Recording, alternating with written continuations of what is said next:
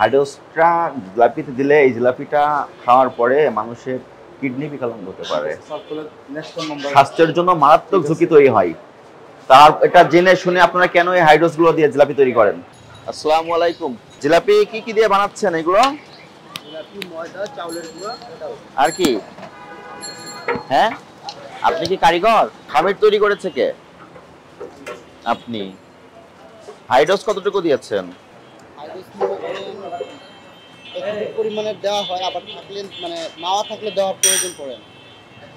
ও কখনো হাইড্রোস দেন, হাইড্রোস মাওয়া থাকলে তখন মাওয়া দেন। তাহলে আপনি কোন ধরনের হাইড্রোসটা দিয়েছেন একটু দেখবো আমরা, আমাদের একটু দেখাতে হবে। এখন কি আছে হাইড্রোস?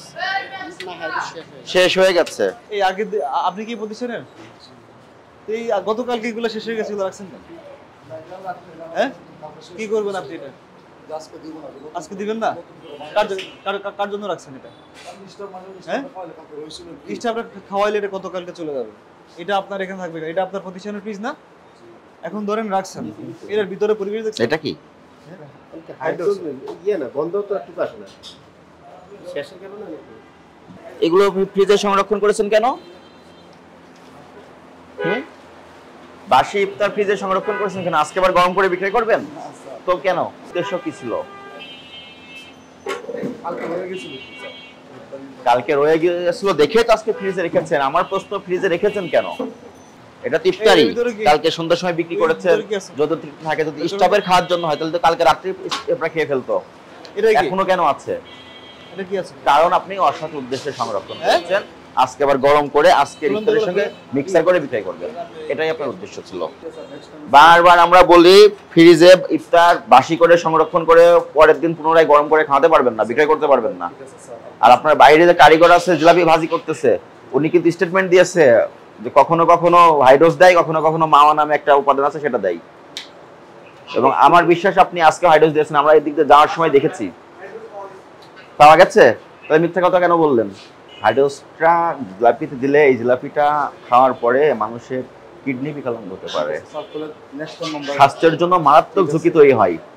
তার এটা জেনে শুনে আপনারা কেন এই হাইড্রোস গুলো দিয়ে জিলাপি তৈরি করেন? এই ফ্রিজটা দেখান, বের করেন। ওটা কি? এটা চিকেন? হ্যাঁ, চিকেন জাল ফ্রাই ভাইজে রাখছে না, আজকে গরম করে আবার খাওয়াবেন এজন্য ভেজে রেখেছেন।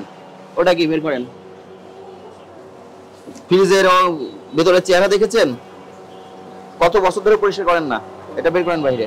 এটা কাঁচা মাংস না? এটা তো কাঁচা মাংস। তাহলে কাঁচা মাংস রান্না করা মাংস ফ্রিজের একই চেম্বারে কেন সংরক্ষণ করলেন? ফ্রিজের অবস্থা আশাব্যঞ্জক না। তাহলে আপনি দীর্ঘদিন হোটেলে কাজ করছেন, আপনার কাজের অভিজ্ঞতা আছে, আবার এখানে এসে সেই একই অবৈধ কাজগুলো অবলম্বন করলেন। আরে এত নোংরা কেন আপনার এই প্রতিষ্ঠানে? এত নোংরা কেন? আমরা আপনার রাজ্জাক হোটেল অ্যান্ড রেস্টুরেন্টে অভিযানে এসে যেটা দেখলাম, আপনার ফ্রিজে 3 তলায় যে ফ্রিজ সংরক্ষণ করা আছে, ওই ফ্রিজে কাঁচা খাবার, রান্না করা খাবার একসঙ্গে সংরক্ষণ করা, এবং এখানেও বাসি ইফতার সামগ্রী ফ্রিজে সংরক্ষণ করেছেন পরবর্তীতে গরম করে খাওয়ানোর উদ্দেশ্যে। পাশাপাশি আপনি খাদ্যপণ্যে নিষিদ্ধ দ্রব্যের মিশ্রণ ঘটিয়েছে, যেটা মানুষের জীবন বা স্বাস্থ্যের জন্য ক্ষতিকারক, এবং উক্তরূপ দ্রব্য কোনো খাদ্যের সহিত মিশ্রণ করা দণ্ডনীয় অপরাধ। এখানে আপনি যে জিলাপি তৈরি করেছেন, এই জিলাপি আপনি সুপরিকল্পিতভাবে অননুমোদিত হারে হাইড্রোজের ব্যবহার করেছেন।